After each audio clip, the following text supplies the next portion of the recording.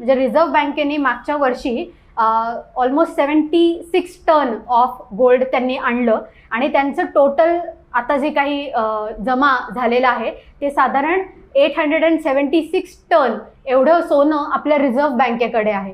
तसंच आपल्या इंडिव्हिज्युअल बेसिसवरती बघायचं झालं तर आपल्याकडे जवळजवळ 1.5 लाख करोड एवढ्या अमाऊंटचं सोनं हे भारतीय घरांमध्ये आहे.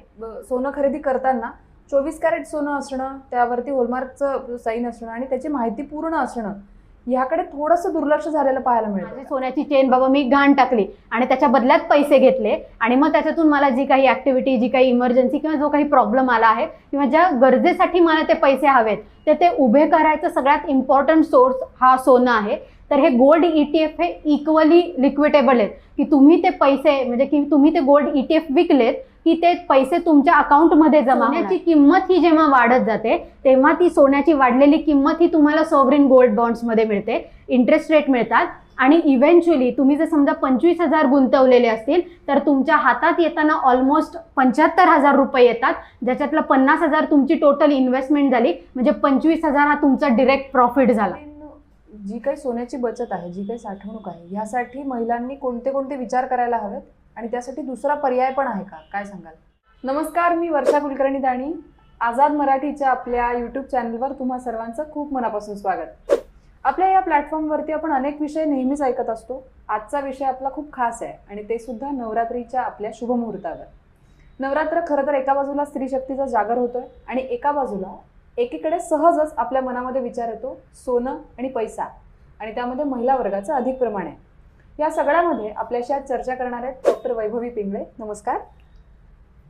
आपल्या या सोबत ज्या मॅम आहेत हिच्याशी मी बोलताना मी अरेतुरे सहज यासाठी करायला घेईल कारण तरुण वर्गाचे काही प्रश्न अनेक असतात ज्यांच्याकडे आपण अधिक प्रमाणामध्ये लक्ष दिलं पाहिजे. एकीकडे असंही वाटतंय की आपण अशा काही महिला आहेत की ज्यांचं सोन्यामधली गुंतवणूक अधिक आहे आणि त्याची गुंतवणूक आणि आत्ताची सध्याची स्थिती याबद्दल काय सांगावं असं वाटेल? तर नमस्कार. सगळ्यात पहिल्यांदा धन्यवाद की तुम्ही हा महत्त्वाचा विषय चर्चेसाठी घेऊन आलात की सोनं आणि गुंतवणूक आणि त्यातून भारतीय लोक. तर भारतीयांचं सोन्याबद्दलचं ऑब्सेशन हे जगजाहीर आहे. 2024मध्ये भारत हा जगातला सगळ्यात मोठा गोल्ड कन्झ्युमर करणारा देश आहे. तर याच्यामध्ये आपण म्हणजे फक्त इंडिव्हिज्युअल आहोत का, तर नाही आहे. तर ह्याच्यात आपली रिझर्व्ह बँक पण कॉन्ट्रीब्यूट करते. म्हणजे रिझर्व्ह बँकेने मागच्या वर्षी ऑलमोस्ट 76 टन ऑफ गोल्ड त्यांनी आणलं आणि त्यांचं टोटल आता जे काही जमा झालेलं आहे ते साधारण 876 टन एवढं सोनं आपल्या रिझर्व्ह बँकेकडे आहे. तसंच आपल्या इंडिव्हिज्युअल बेसिसवरती बघायचं झालं तर आपल्याकडे जवळजवळ 1.5 लाख करोड एवढ्या अमाऊंटचं सोनं हे भारतीय घरांमध्ये आहे. त्याचं प्रमाण वाढत चाललेलं आहे की आता सोन्याची ज्वेलरी नाही तर सोन्याचे बार, सोन्याचे कॉईन्स ह्याच्याकडेही लोकांचं हे विकत घेण्याचं लोकांचं प्रमाण वाढलेलं आहे. त्याचबरोबर वाढलेलं आहे ते गोल्ड ETFचं प्रमाण, जे 5 वर्षापूर्वी फक्त 21% होतं आणि आता ते ऑलमोस्ट आलेलं आहे 61% वरती.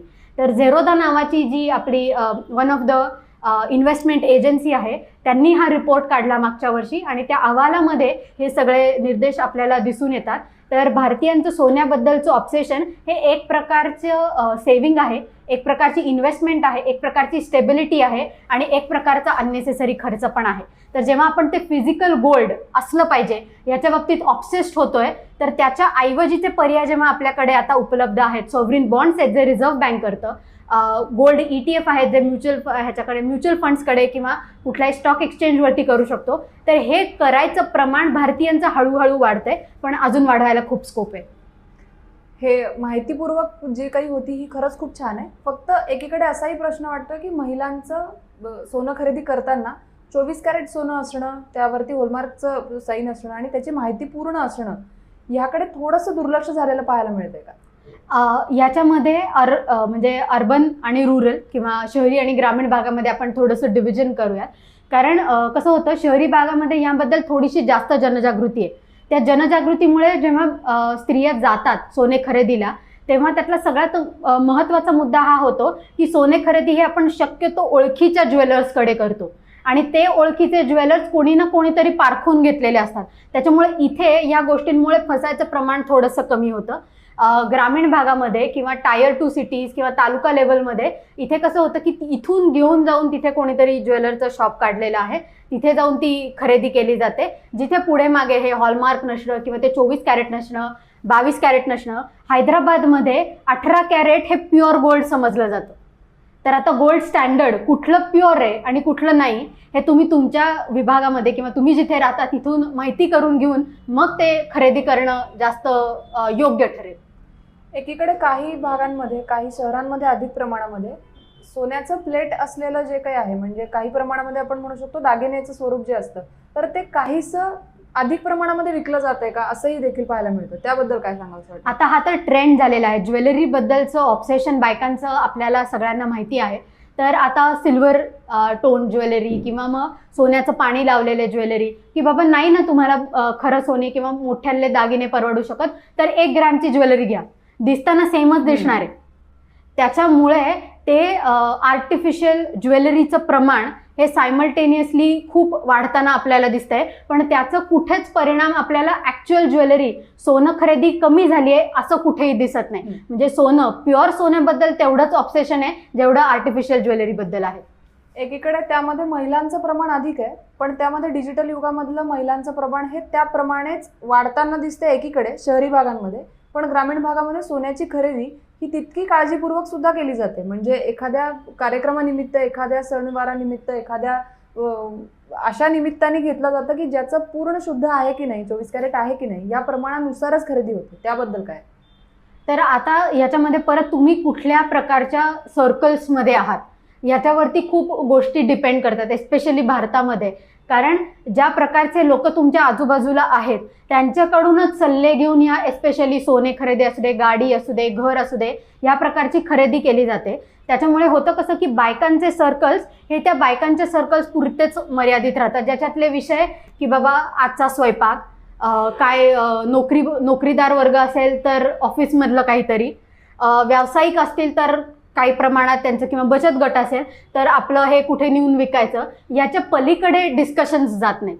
आणि जिथे या चर्चा होत नाही, जिथे हे डिस्कशन्स जात नाहीत, त्याच्यामुळे अवेअरनेस लेवल कमी राहतो. आणि अवेअरनेस लेवल कमी प्लस भीती प्लस सोशल कॉन्टॅक्टमध्ये डिपेंडन्सी घरातल्या पुरुषावरती, मग ते वडील असू शकतात, नवरा असू शकतो किंवा मुलगा असू शकतो, ती डिपेंडन्सी असल्यामुळे आणि सोशल सायकॉलॉजिकल या सगळ्या कॉन्टेक्स्टमुळे बायकांचं एकूण फायनान्शियल इन्व्हेस्टमेंटमधलं प्रमाण आपल्याला कमी दिसून येतं. त्यातल्या त्यात परंपरागत भारतामध्ये स्त्रीधन म्हणून ह्या ज्वेलरीज दिल्या जातात.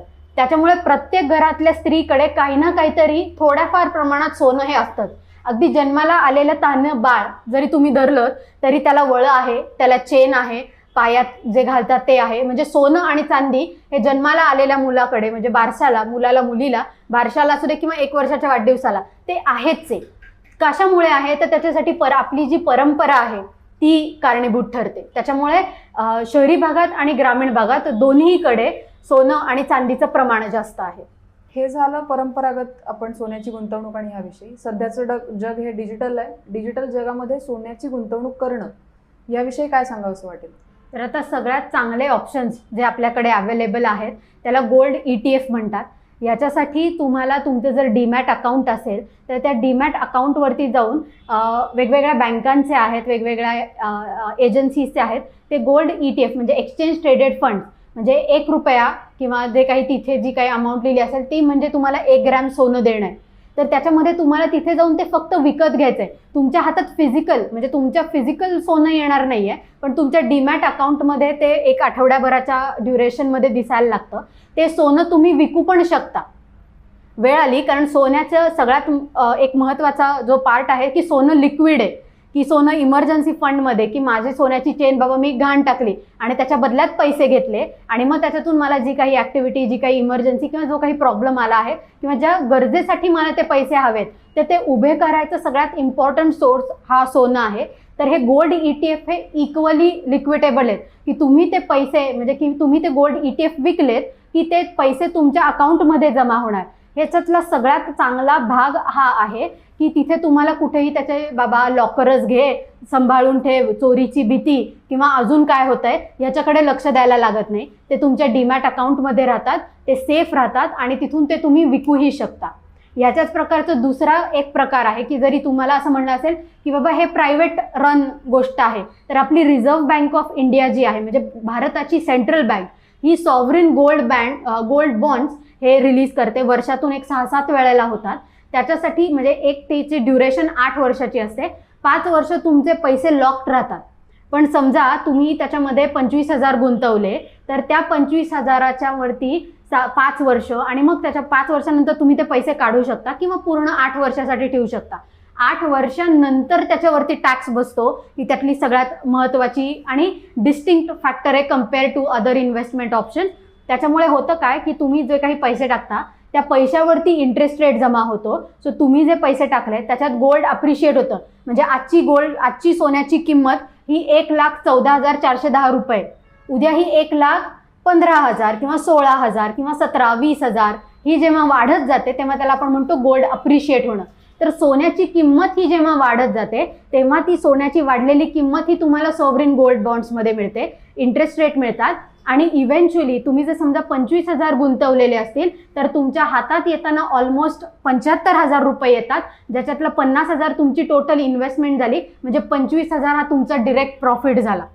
तर अशा प्रकारचे ऑप्शन्स आपल्याकडे अवेलेबल आहेत. पण त्याच्यासाठी थोडीशी माहिती असणं, थोडंसं ते समजून घेणं आणि याच्यासाठी आर्थिक साक्षरता महत्त्वाची आहे, जेणेकरून तुम्ही चांगल्या प्रकारे आणि जास्तीत जास्त रिटर्न देईल अशा प्रकारे गोल्डमध्ये इन्व्हेस्ट करू शकाल.